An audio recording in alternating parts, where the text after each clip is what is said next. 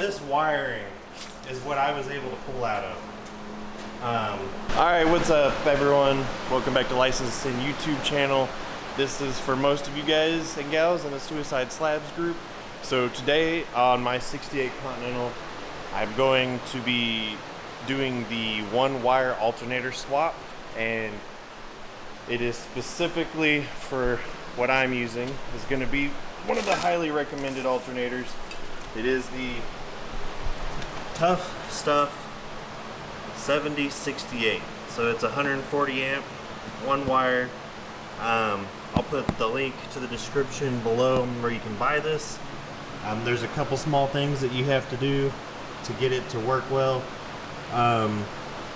One of which is going to be pulling the 2-belt wire pulley off of your old alternator and putting it on this. So, with that said, I'm going to kind of get underneath the car, kind of show you what's going on, what wire harnesses to remove, and dig into it so you guys don't have any more questions. Let's go. Alright, so you can see right here, I already have the radiator and a bunch of other stuff pulled out due to a previous video where we were doing the timing chain, which should be before this one. But while I have all that, I'm going to take advantage of the space and time to do this swap. So I have the old alternator in here. There's all these crazy ass wires going to it. They come up here, go all the way over here, through this to the voltage regulator right here. So we're running a dual compressor setup in the back, airlift, electronic digital management, and in the future there'll be a few other things. A lot of that power draw this alternator can't keep up with, so we need to pull this out, get this dual belt pulley off, and slap that on the new alternator. So I'm going to finish pulling this out. I see a lot of questions on how to do the setup and what necessarily needs to be done when converting to a one wire alternator. It's really simple and it's really quick, and it's going to be a great upgrade to do to your classic car, especially if you're trying to add modern sound equipment to it, or if you're doing an air management system that requires those extra juices. So let me pull this off and then we'll go over some more details. Okay, so honestly this should probably be the hardest part of this conversion. You can't see Chris's face, but he looks like he's on crack and he's yeah. So your factory alternator is gonna have the 2V pulley. This Tough Stuff alternator only comes with the one. These do swap out, so we're just gonna pull this bitch off and move it over to the new alternator.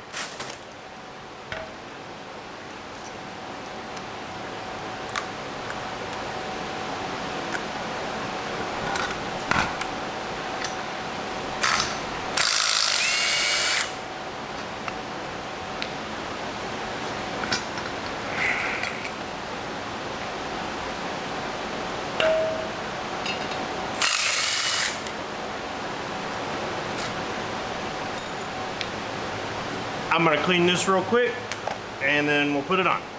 All right, so we use the parts cleaner, got this all dolled up. At least it looks kind of new now. Is that a tooth, is it? Oh, it's not, just pressure. I was looking for teeth. Now some people will tell you to torque it. I'm just gonna ugga-dugga the shit out of it.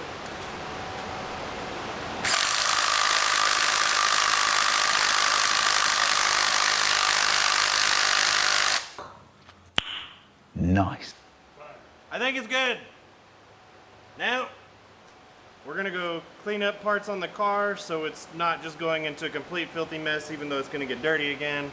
And I will go over the wiring harness so you choose to pull it. All right, so you can see down here, we're at the top view now, obviously. This is all, a lot of the wiring just goes to the alternator from right here. So you have this ground wire. You're gonna have these chassis grounds going right here to this harness and these plugs. So right now, you just unplug those two. Move all this stuff out of the way for now. You will remove that, but what we're kind of focused on right now is getting rid of this stuff. Voltage regulator. So, yeah, right. These are the wires to the voltage regulator. Actually, I think I can get rid of that too. It comes all the way over. Yeah, I can pull all this out too. That goes to the starter solenoid. All right, so you got this right here. I'm gonna go ahead and unplug this one, and it may be it. Okay, I'm not gonna pull that one. It may be a little different depending on the year you have.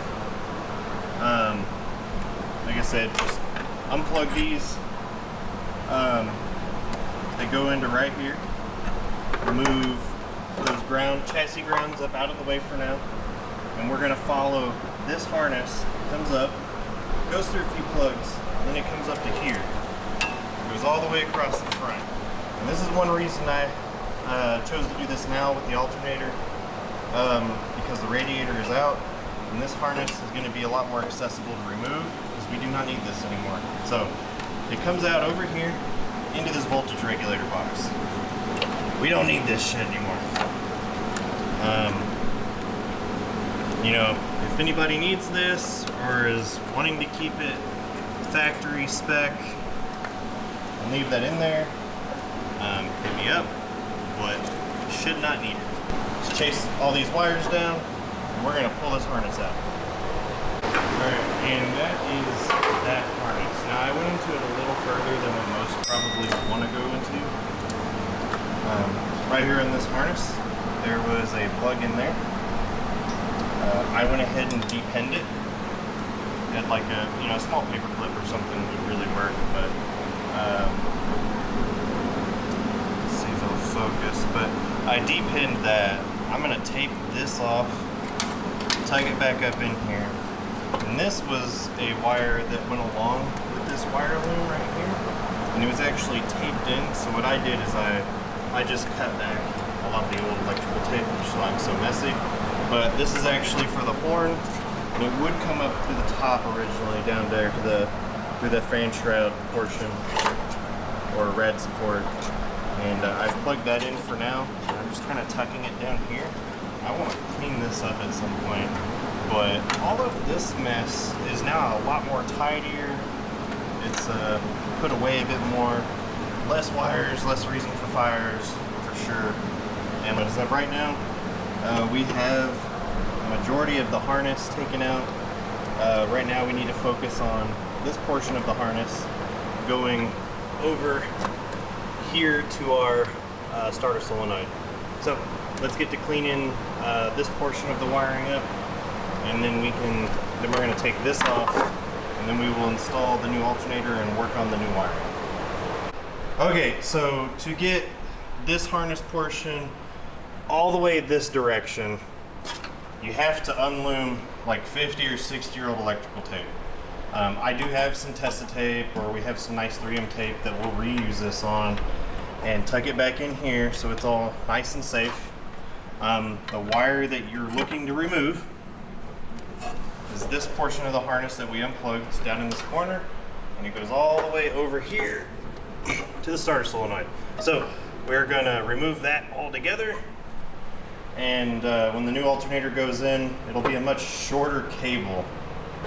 And much shorter and bigger cable. Much shorter, bigger, and not all this crazy mess. So we're gonna be getting as much use out of our charging system as we can, because I am gonna do a thicker gauge wire. And we've also almost doubled the charging capacity, so. Yeah, I think it's at least doubled the charging capacity.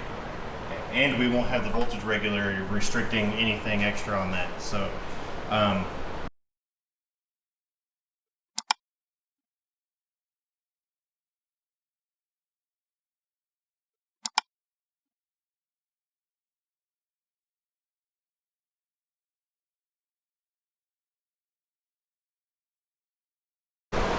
Alright, so far now we've got new wires ran.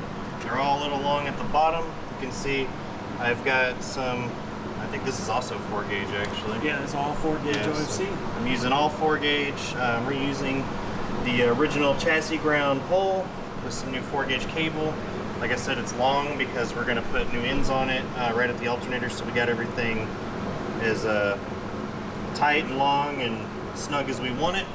You can see that we got the new end on this side coming up through where the factory wiring went, and in the time lapse you saw me relooming this factory wiring that I had to unloom to get rid of the old shit that we didn't need.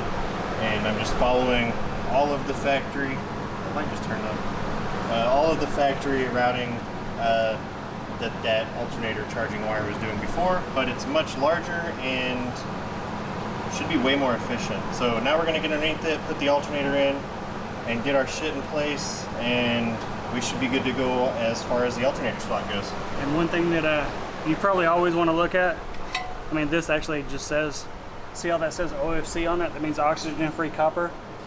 This is going to carry a lot more amperage and not heat up near as bad as the other common, it's called CCA, which is copper-clad aluminum.